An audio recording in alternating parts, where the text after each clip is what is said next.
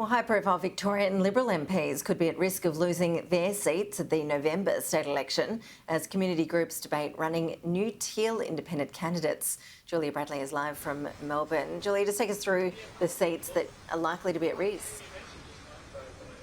Well, Ash, several seats could be in play at this coming state election held in November as the movements that helped get these teal independents to power at a federal level now turn their attention to our state election, and they're eyeing off several seats that are held by high-profile Victorian Liberal MPs.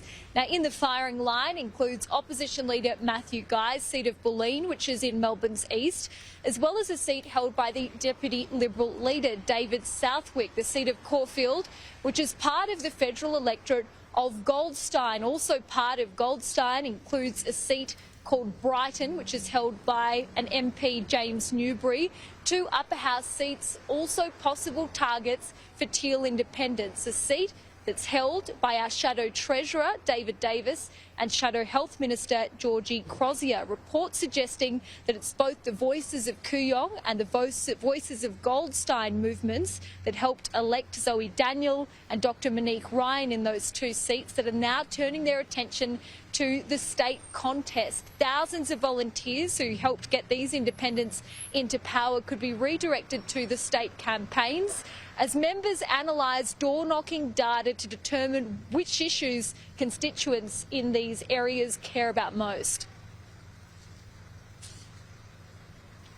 And Julia, Labor also indicating it's worried about losing a seat?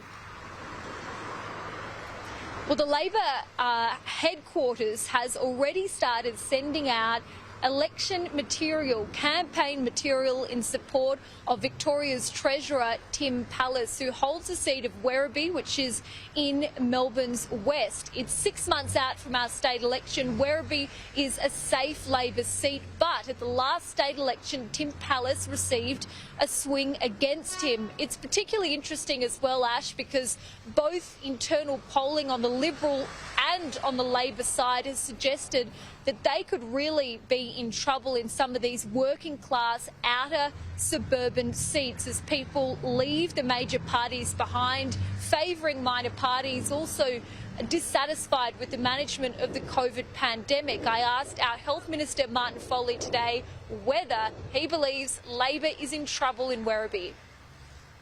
Might come as a surprise, but all members of the government are out there actively promoting in their community the significant achievements of this government. So on every level, the Treasurer has a very good story to share with his community.